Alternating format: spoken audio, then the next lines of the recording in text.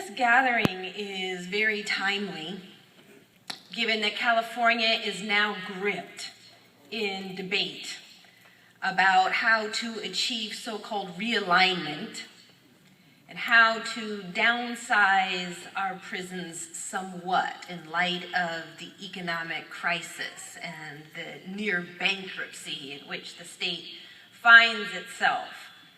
And this fiscal crisis creates a moment of opportunity where people across the political spectrum are suddenly willing to have a conversation about mass incarceration in this massive prison state that has been constructed over the past 40 years. And this is a true moment of opportunity when people are listening. But with opportunity also comes some peril.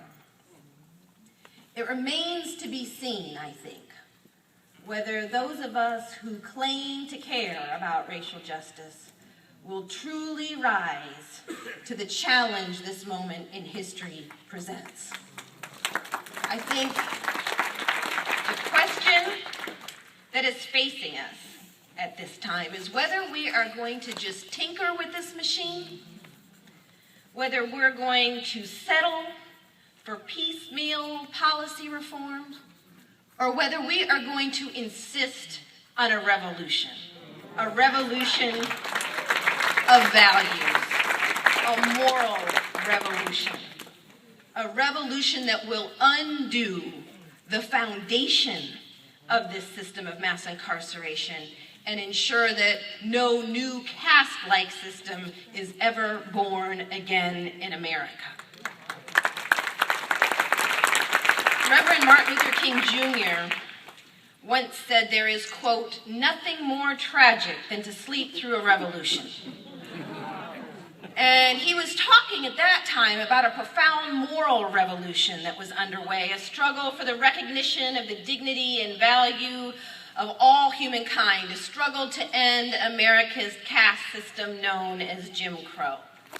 And he told an audience the story of Rip Van Winkle, who fell asleep for 20 years. And when he began his extended nap, a sign at a nearby inn had a picture of King George III emblazoned on it. When Rip Van Winkle awoke 2 decades later, the sign had a picture of George Washington on it. And Dr. King told the audience that what was most striking about Rip Van Winkle was not that he had slept for 20 years, but that he had slept through a revolution. He said, quote, there are all too many people who in some great period of social change failed to achieve the new mental outlooks that the new situation demands. I think his words are as relevant today as they were back then. Many of us, myself included, slept through a revolution, actually a counter-revolution that blew back so much of the progress that Dr. King and countless other advocates risked their lives to achieve. This revolution has occurred with barely a whimper of protest, and it has successfully relegated millions of people, primarily poor folks of color, to a permanent second-class status, stripping them of the basic civil and human rights supposedly won in the civil rights movement. While many of us have been asleep, a vast new system of racial and social control has emerged, one that would certainly have Dr. King turning in his grave today. One day, I think we may look back and wonder how we could have possibly slept for so long. I now believe that this system of mass incarceration, this system which shuttles poor kids from decrepit, underfunded schools to brand new high-tech prisons, this system that locks people into a permanent second-class status for life, I believe this system is the moral equivalent of Jim Crow. Now, as I admit in my book, and as I regularly remind folks when I talk about this, I didn't always think this way. I didn't always think this way. I was asleep, even as someone who claimed to care about racial justice. I was asleep. There was a time when I rejected comparisons between mass incarceration and slavery and mass incarceration and Jim Crow, and felt folks who were making those kinds of claims and comparisons were distorting things, exaggerating things, blowing it all out of proportion. I viewed the millions cycling in and out of our prisons and jails as just sort of the natural consequence of poverty, bad schools, broken homes.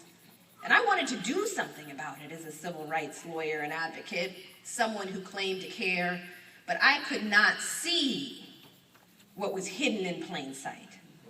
I could not see that we didn't simply have an underclass in America. We had an undercaste, a group of people who are locked into a permanent second-class status by law. It took a while. It took years of working as a civil rights lawyer and advocate, representing victims of racial profiling and police brutality, and investigating patterns of drug law enforcement, and attempting to assist people who had been released from prison re-enter to society, but having one door after another slammed in their face, legally by law, that I finally slowly began to have my awakening. And there's one young man in particular who helped to finally open my eyes. He was a young African-American man, about 19 years old, who walked into my office one day and forever changed the way I viewed this system and myself and my own role in it.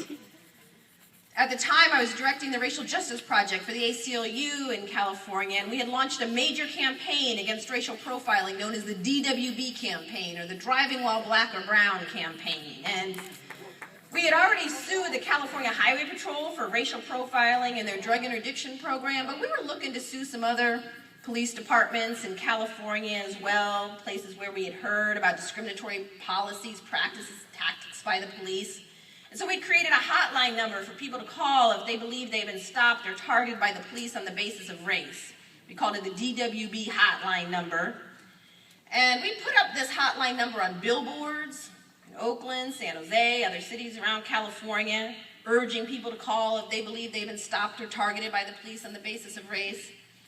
And actually, the first night we announced the hotline number on the evening news, we were flooded with calls. Thousands of people called the hotline. Our system crashed. We had to expand the capacity of the system to manage the flow of calls. And so I was spending my day interviewing one young black, brown man after another.